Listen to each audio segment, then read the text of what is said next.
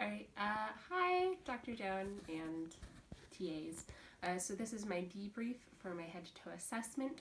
I don't think I missed too much.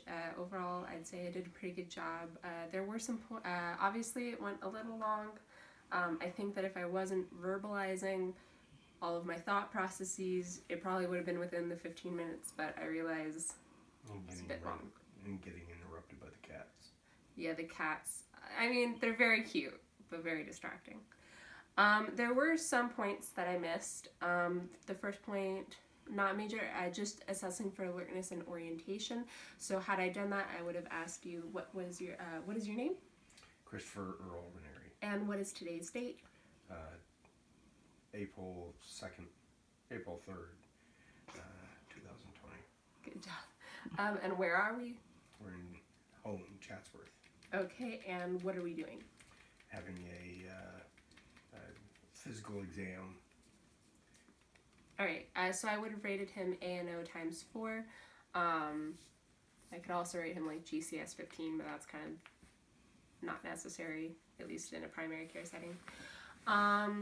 So that was the first thing I missed. Second thing, for cranial nerve 7, for the facial nerve, I didn't ask him about his taste sensitivity, so I didn't ask you, are you having any difficulty tasting things? Does food not taste as good lately to you, or? No, it's fine. Alright, so that would also indicate that cranial nerve 7 is operational. It tests the anterior 2/3 of the tongue. That's the taste sensations. The next part that I missed was I didn't verbalize that cranial nerve 8, the ocular motor, vestibulocochlear nerve, was operational. I kind of said it in my head, but I should have said out loud. Alright, so I note that since you've been following everything that I've been saying to you, I'm assuming that your cranial nerve 8 is operational. Are you having any difficulty hearing me? No. And that would have indicated that it's fine.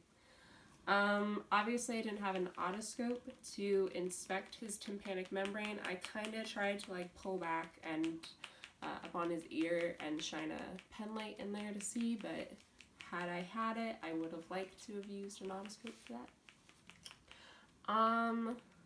Next thing was for his upper extremities, I didn't really check skin turgor, so if I was going to do that, I'd kind of pinch up on the back of his hand and let go. He has good skin turgor, so he's not like dehydrated or anything like that. And I also did not palpate his brachial artery. I kind of didn't do that because for time constraint purposes, and it wasn't on the checkoff list y'all gave us, but brachial pulse 2, I would have done that bilaterally. So given more time, I'd like to have done that. This also would have been the stage where I would have done a blood pressure. I would have taken blood pressure on him. I might have also taken his temperature back at the facial examination portion. I also might have noted his pulse, taking it for 30 seconds to a minute, and then giving a rate. I'd estimate somewhere like 70s, maybe like 74. Then moving on, in his abdominal examination, I didn't auscultate for vascular sounds. Had I done that, I would have listened here for his descending aorta, and then here and here for his right and left renal arteries, and here for his iliac arteries. So I'd be listening with the bell for any murmurs there.